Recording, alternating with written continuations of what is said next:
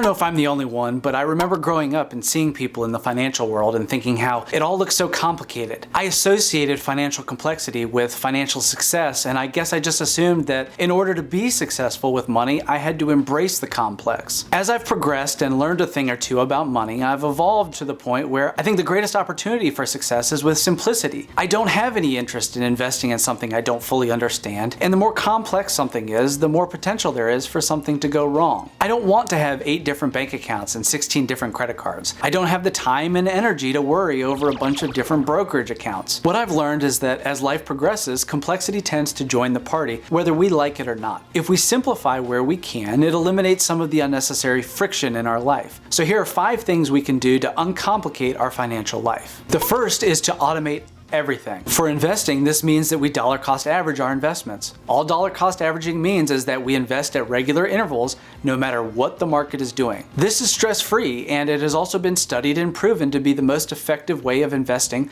over the long haul. We can also automate our savings. If we're saving for an emergency fund, set it up to happen automatically, and if you're tempted to spend the money as soon as it hits your account, time it so that when your paycheck hits, some money is automatically transferred to your savings. You won't feel it as much, and you'll adjust your behavior as a result. Set up all your bills on auto pay. You don't necessarily have to give access to your accounts to these vendors.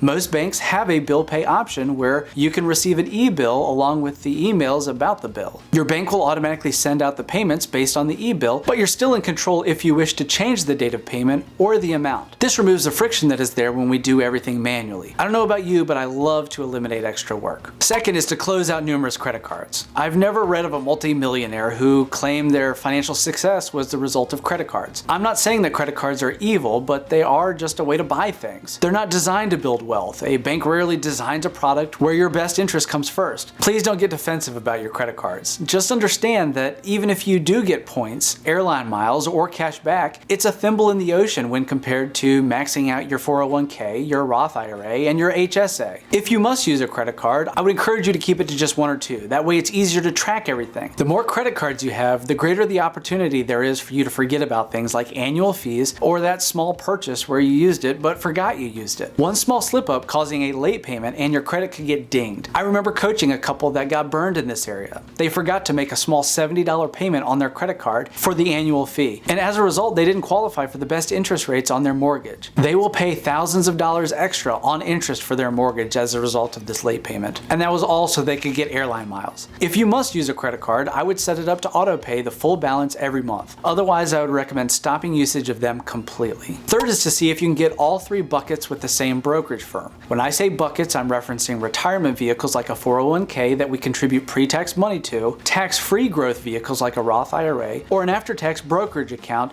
that isn't necessarily for retirement. If your 401k is through one of the big ones like Schwab or Fidelity, see if you can set up your brokerage account and Roth IRA through them as well. If you can't, there's no reason we can't at least keep the after-tax brokerage account with our Roth IRA vendor. Sometimes we don't have an option, but if we can consolidate it, it's one less password to remember. Having the ability to see our investments all under the same roof is extremely efficient. It's also easier because it's only one system to learn. I know that in the past I've had accounts scattered all over the place and I had to learn to use each of the individual systems.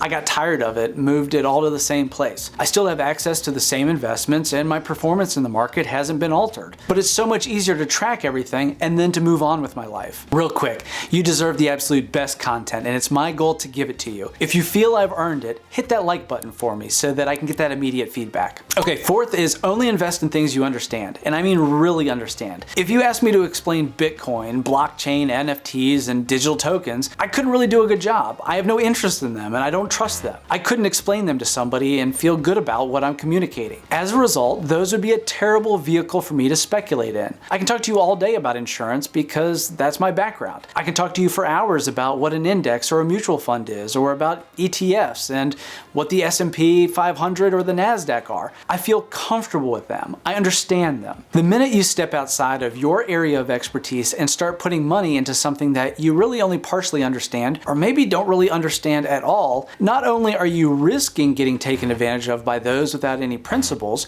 but you're also risking making a mistake that you don't even know you're making. Exposing yourself unnecessarily invites complexity into our life. I would encourage you to study, seek advice from trusted sources, and don't do anything until you're confident that you understand the risks. This will save you a ton of headache in the long run. Fifth is to track your net worth all in one place. I have a separate video where I talk about the importance of tracking your net worth in greater detail. The bottom line is that if you make it a habit to track your net worth at least once a year, you're going to be less stressed about your finances. You'll know the big picture, and this will help protect you from feeling overwhelmed. The act of collecting all of your financial information and putting it in one place will give you the perspective that you need to steer the ship. If you don't know your net worth and you aren't actively tracking it, I would encourage you to do so. Personal Capital and Mint are online vendors that offer a free service to do just that. You can also use Excel or Google Sheets to track it.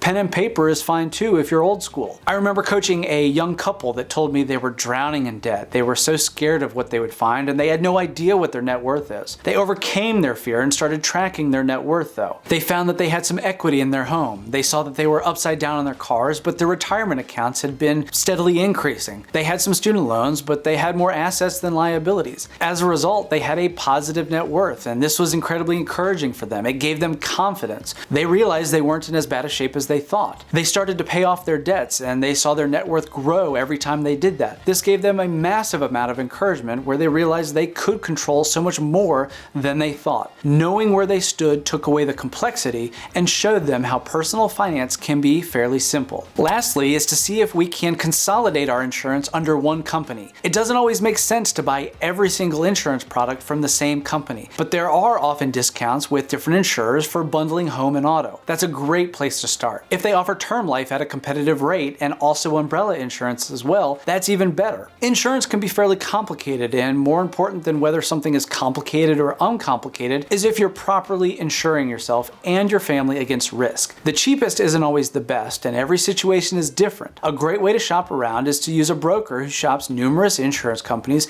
and can customize a product for you and your specific situation. Alright folks, that's it for today. If you enjoyed this video, consider watching the next one on screen.